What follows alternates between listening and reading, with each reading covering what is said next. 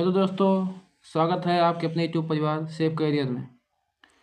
तो जैसा आप लोग को पता होगा कि हमारे इस चैनल पर बीए थर्ड ईयर के 5th सेमेस्टर हिस्ट्री क्लासेस रोज़ अपलोड कराई जा रही हैं।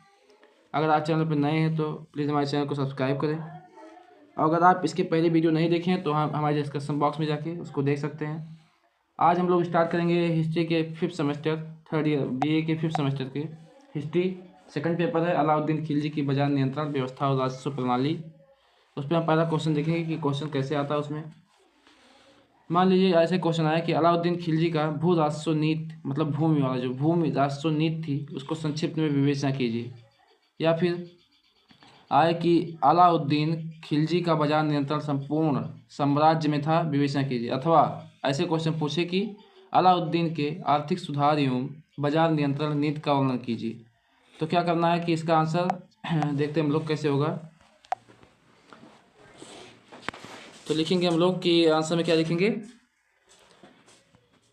अलाउद्दीन जो था दिल्ली सल्तनत का प्रथम सुल्तान था। अलाउद्दीन क्या था, दिल्ली सल्तनत का प्रथम सुल्तान था, जिसने वित्तीय सुधारों में गहरी रुचि ली। मतलब उसकी वित्तीय सुधार थी, मतलब आंतरिक सुधारों में, सैन्य सुधारों में इस समय क्या क्या हो, गहरी रुचि, मतलब उसकी रुचि थी इसमें। ठीक है। उसके आर्थिक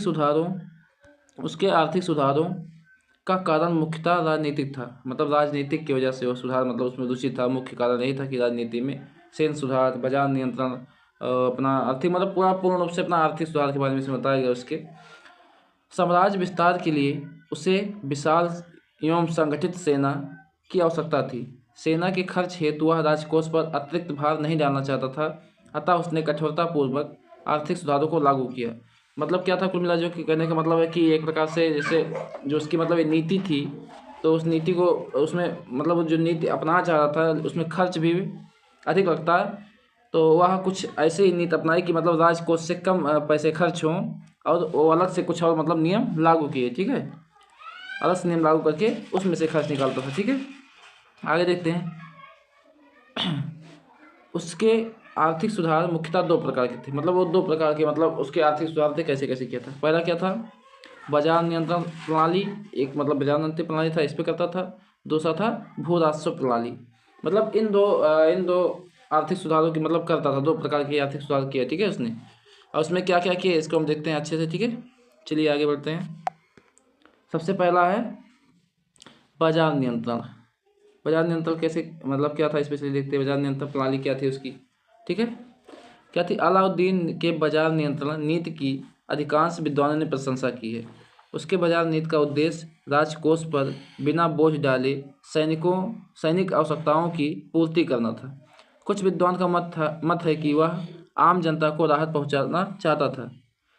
मतलब है कि जो इसकी जो नीति थी, इस पर कुछ विद्वानों ने इसकी बहुत प्रशंसा की है और लिखा है कि मतलब उसकी जो बाजार की नीति थी, उसका जो उद्देश्य था बिना राजकोष पे बोझ डाले, मतलब जो उसकी राजकोष का धन था बिना उस पर बोझ डाले, मतलब बिना उससे खर्च किए, उसमें से उसे सैनिकों की आवश्यकता के लिए उन्हें अलग से जो नियम लगाए बाजार नियंत्रण की, अर्थव्यवस्था की, इस सब पे कुछ विद्वानों ने अपना मत रखा है। ठीक है, तो चलिए और आगे देखते हैं। इसमें क्या है, पहला उसने इस क्षेत्र में निम्न कार्य किए हैं। ठीक है, इस क्षेत्र में उसने निम्न कार्य किए। ठीक है, चलिए देखते हैं। पहला वस्तुओं का मूल निर्धारण, मतलब वस्तुओं का जो था, जो कोई भी सामान था उसका मूल यानी उसका पैसा निर्धारण कर दिया था कि मतलब इसका इतना ही पैसा लिया जाएगा, इससे ज़्यादा कम या नहीं लिया जाएगा। ठीक है, अलाउद्दीन ने सर्वप्रथम लागत मूल्य और श्रम को जोड़ा, समय मेहनत को जोड़ा।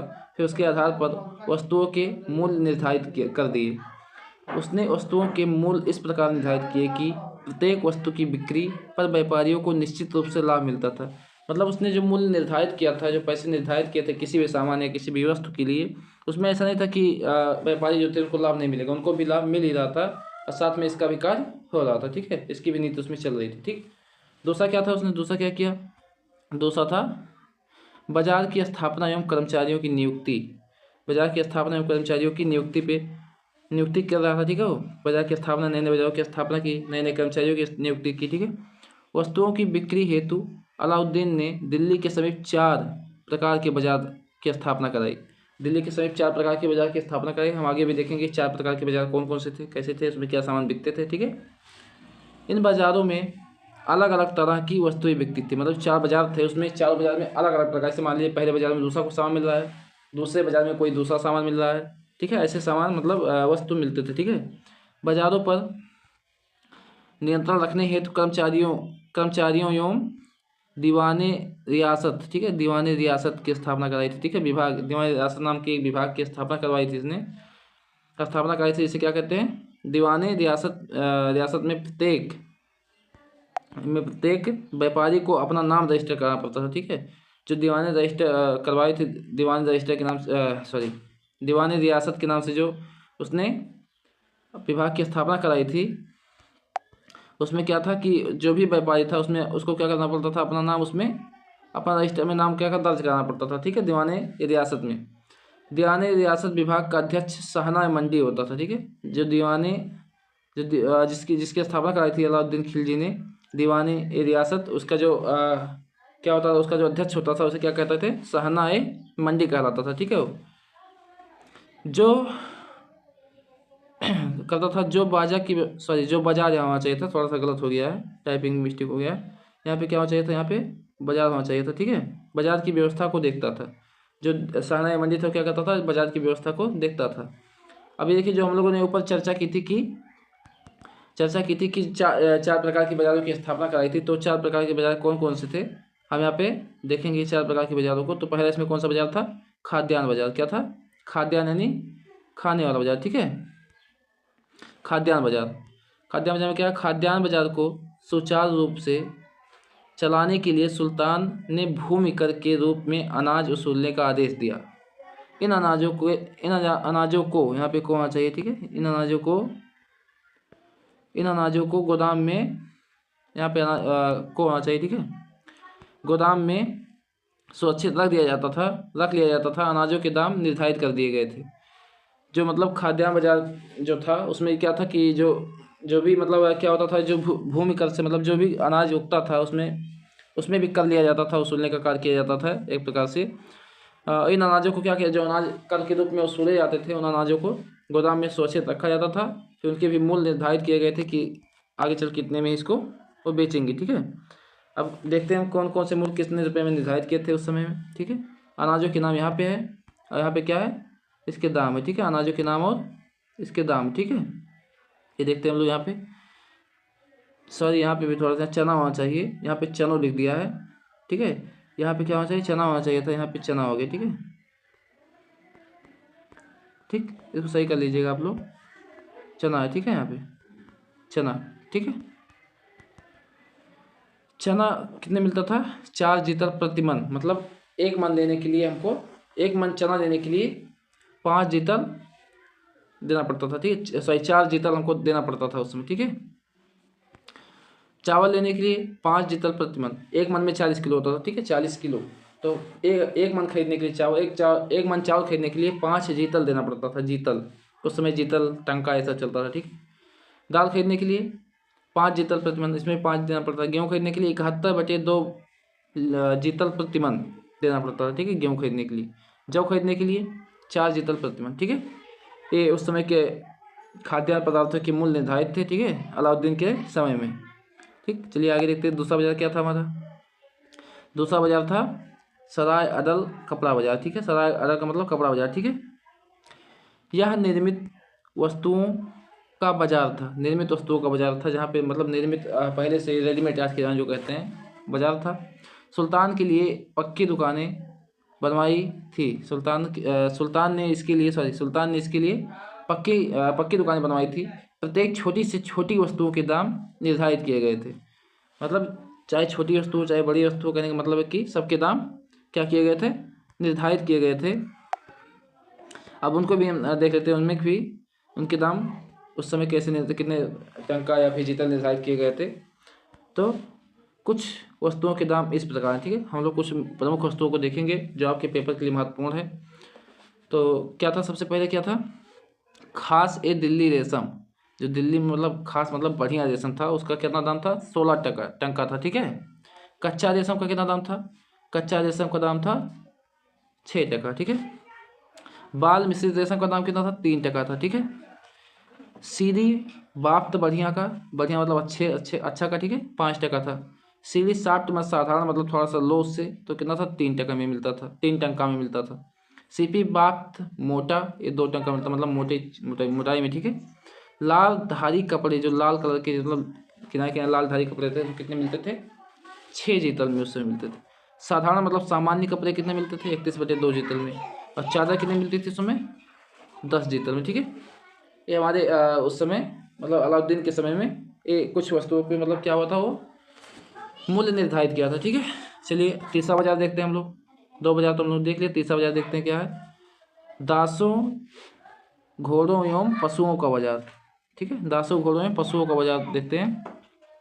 इन बाजारों के लिए अलग अलग बाजार थे। इन तीनों के लिए अलग अलग बाजार थे। मतलब इन तीनों मतलब दासों के लिए, घोड़ों के लिए एवं पशुओं के लिए, दासों के लिए, घोड़ों के लिए और पशुओं के लिए अलग अलग बाजार थे। ठीक है। इनके लिए सब अलग अलग बाजार रखे गए थे कि मतलब क्या होगा कि इन जैसे 3 चीज़ें हैं, तो 3 चीज़ों को एक ही बाजार मतलब अलग अलग स्थानों पे रखा जाता था। ठीक है। तो कैसे थे? इनकी गुणवत्ता के आधार पर इनके दाम निश्चित किए गए थे। गुणवत्ता मतलब इनकी क्वालिटी के ऊपर। ठीक है। जैसे मतलब दासों की क्वालिटी के ऊपर, घोड़ों के ऊपर, पशुओं के ऊपर, जैसे उनकी क्वालिटी होती थी, कितने अच्छे हैं कितने खराब हैं, ठीक है, उनके ऊपर इनकी दाम निश्चित किए गए थे। ठीक है।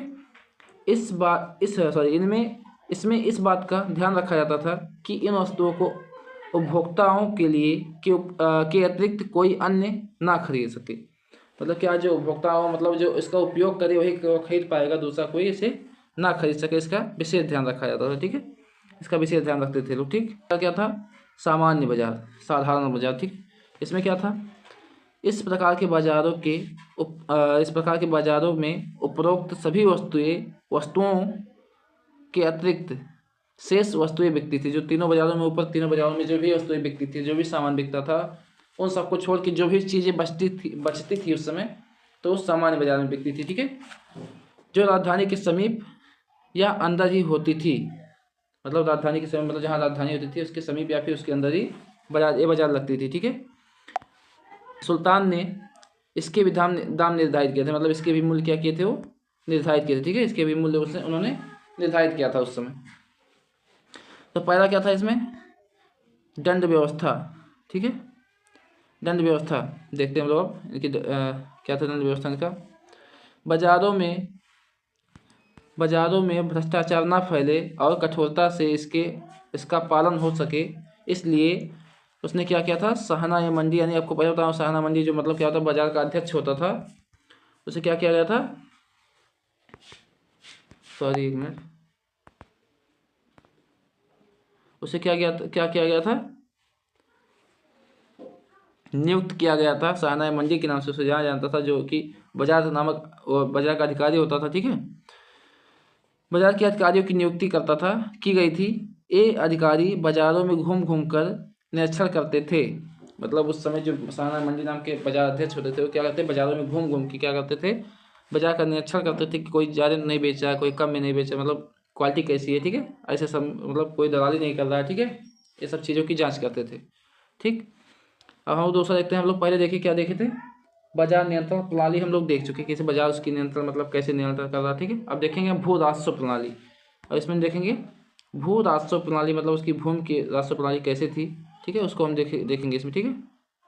चलिए देखते हैं इसे। अलाउद्दीन वह पहला सुल्तान था जिसने भूमि पैमाइश के आधार पर भूमि पर निर्धारित किए थे। ऐसे मतलब वह पहला सुल्तान था जिसने भूमि पैमाइश के आधार पर भूमि निर्धारित किए थे। मतलब उसकी नपाई उपाई मतलब अलाउद्दीन के खिलजी में आई, जमाने में आई। ठीक है। उस समय में आई थी जब भूमि को नपाई उपाई की जाने लगी। ठीक है। राजस्व कर प्रणाली को सुधारने के लिए उसने दीवाने मुख्तराज, ठीक है, दीवाने मुख्तराज के नाम से एक विभाग की स्थापना की। ठीक है। कहने का मतलब है कि उसने मतलब इसमें भी एक विभाग की, जैसे सहाना मंडी, उसमें एक विभाग की स्थापना की थी। उसमें भी बाजार प्रणाली में, वैसे भू राजस्व प्रणाली में भी इसने दीवाने मुख्तराज नाम की एक विभाग की स्थापना कराई, जहाँ से इसकी देख रेख होती थी। ठीक है। चलिए आगे देखते हैं। आगे क्या है? कर प्रणाली। मतलब अब कर प्रणाली कर कैसे लेता था, ठीक है, उसके ऊपर क्या थे नियम। अलाउद्दीन खिलजी के समय के काल में भूमि कर सर्वाधिक थी।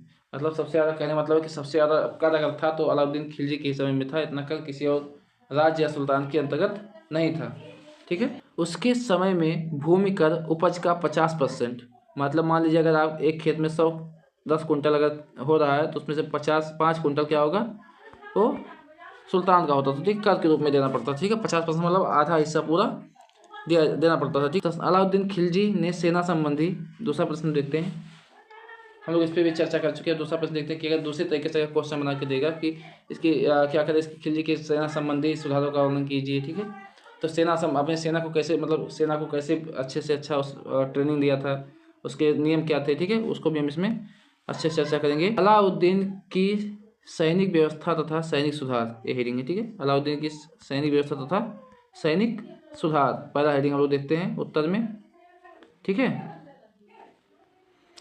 इसमें क्या है, इसमें देखते हैं अलाउद्दीन की शासन व्यवस्था का आधार स्तंभ उसकी उसकी सेना व्यवस्था थी। जो उसका मतलब आधार स्तंभ था, अलाउद्दीन की शासन व्यवस्था का आधार स्तंभ, शासन जो उसका था उस सैनिक व्यवस्था ही था। ठीक है, सैनिक व्यवस्था पे क्या था, उसकी शासन व्यवस्था टिकी थी।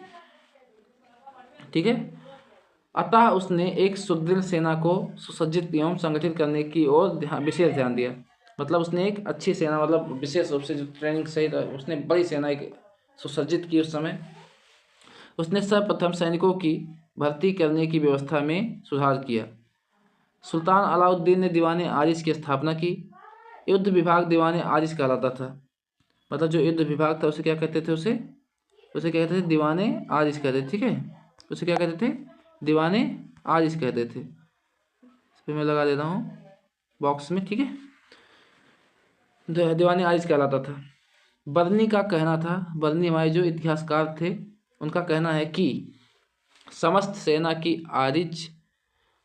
की आरिज ममालिक के सामने तीर चलाने की परीक्षा ली जाती थी।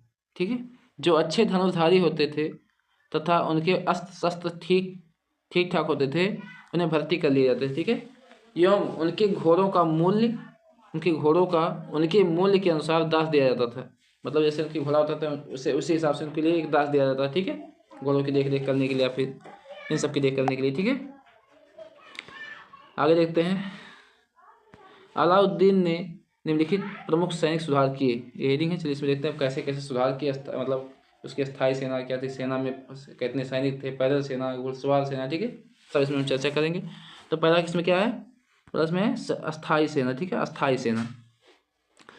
दिल्ली के सुल्तानों में अलाउद्दीन प्रथम तुर्क सुल्तान था जिसने एक शक्तिशाली अस्थायी सेना की स्थापना की।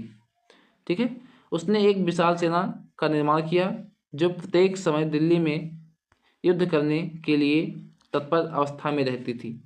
इनकी सेना में शीघ्र ही 4,75,000 सैनिक भर्ती हो गए। मतलब इतनी शीघ्रता से इसके सैनिक में इतने लोग भर्ती हो गए। बताइए, 4,75,000 सैनिक इसकी सेना में उस समय भर्ती हो गए। ठीक है, इसके शासनकाल के दौरान ही। ठीक, चलिए आगे देखते हैं। भर्ती की व्यवस्था, मतलब सैनिक की भर्ती कैसे करता था। ठीक है, तो भर्ती की व्यवस्था देखते हैं इसमें हम। सैनिकों की योग्यता के आधार पर उन्हें विभिन्न श्रेणियों में विभक्त किया गया था। जैसे जैसे इनकी योग्यता थी, जैसे इनकी क्वालिटी थी, ठीक है, उसी हिसाब से इनको अलग अलग श्रेणियों में भर्ती किया गया था। ठीक है, अलग अलग श्रेणियों में भर्ती किया गया। ठीक है, वेतन क्रम निश्चित हुआ था। प्रथम श्रेणी के 2 से 3 घोड़े रख सकते हैं। जो प्रथम श्रेणी के सैनिक थे और 2 से 3 घोड़े रख सकते हैं। ठीक है, द्वितीय श्रेणी के सैनिक क्या करते थे, 2 घोड़े तथा तृतीय श्रेणी के सैनिक 1 घोड़ा रख सकते थे। 2 अस्पा मुरत्तब सैनिक जो 2 घोड़े रखते थे, अलाउद्दीन के समय में उनका वेतन 234 प्लस 78 टंका होता था। पायक थे, पायक क्या कहलाते थे, पायक पैदल सैनिक कहलाते थे। ठीक है, पायक पैदल सैनिक कहलाते थे। तो ऐसे पैदल सैनिक थे जिनको पैदल सैनिकों का वेतन दिया जाता था। मतलब पायक जो उस समय पायक नाम से क्या थे, जो पैदल सैनिक कहे जाते थे। ठीक है, उनको पैदल सैनिक का नाम मतलब वेतन दिया जाता था। ठीक है, उस समय।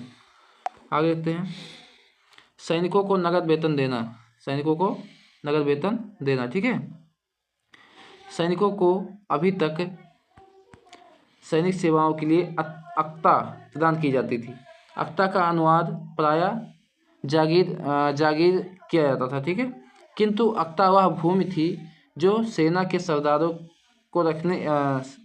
को सेना रखने और उसका उचित प्रबंधन करने के लिए की जाती थी। मतलब अक्ता भूमि का नाम था, मतलब जमींदारों के लिए दिया जाता था, जमींदार ताकि अपने सैनिक उससे मतलब रख सके, उस कर के हिसाब से उसमें जो कर मिलता था, ठीक है। लेकिन इसमें भी इसका प्रयोग भी अलाउद्दीन खिलजी ने अपने सैनिक व्यवस्थाओं के लिए किया, ठीक है। आगे देखते हैं। घोड़े दागने की प्रथा आरंभ की थी किसने? अलाउद्दीन खिलजी ने ही, ठीक है। भ्रष्टाचार निवारण के लिए उसने घोड़ों को दागने की प्रथा प्रचलित की। मतलब घोड़ों को दगाया गया कि कौन से अच्छे नस्ल के घोड़े हैं, कौन से थोड़ा कम नस्ल, मतलब उतने अच्छे नहीं है, ठीक है। पायागाह, ठीक है, पायागाह नाम से एक विभाग द्वारा, मतलब उसने एक पायागाह नामक एक विभाग की स्थापना की थी, जिसे क्या होता था, उसमें शाही घोड़े की नस्ल तथा घोड़ों की प्रबंधन होता था। मतलब उसमें शाही घोड़े रखे जाते हैं जो अच्छे नस्ल के होते थे, उन घोड़ों को पायागाह नामक विभाग में रखा जाता था, ठीक है। चलिए आगे देखते हैं। अनुभवी सेनापतियों की नियुक्ति, जो अच्छे अनुभवी, मतलब जो क्या थे, अच्छे अनुभवी सेनापतियों की नियुक्ति, मतलब कहने मतलब है कि जो अच्छे थे, जिसकी कुशलता अच्छी थी, एक्सपीरियंस अच्छा था, ठीक है, उसकी भर्ती भी अलाउद्दीन के द्वारा की जाती है। सुल्तान अलाउद्दीन ने सैनिक प्रवृत्ति रखने वाले योग्य अनुभवी विश्वासपात्र सेना नायकों की नियुक्ति करना प्रारंभ किया, जिससे सेना में संगठन, अनुशासन और या फिर तथा सैनिक प्रशिक्षण का उच्च स्तर हो गया तथा सैनिकों को युद्ध कला एवं युद्ध विज्ञान का विशेष ज्ञान प्राप्त हुआ, ठीक है। मतलब क्या हुआ कि उसने अपने बाजार नियंत्रण में जो भी नीति लाई थी, जो भी अपने भू राष्ट्र प्रणाली में अच्छी नीति लाई, जो भी नीति लाई थी, ठीक है, उससे अपने सैन्य संगठन का मतलब विस्तार किया, ठीक है। तो आज का हमारा चैप्टर यहीं तक था, फिर मिलेंगे अगले चैप्टर के आगे, अगली वीडियो में अगले चैप्टर के साथ। तब तक के लिए आप अगर हमारे चैनल पर नए थे तो प्लीज़ हमारे चैनल को सब्सक्राइब करें, ताकि हम आपके लिए अच्छे से अच्छा वीडियो ला सकें।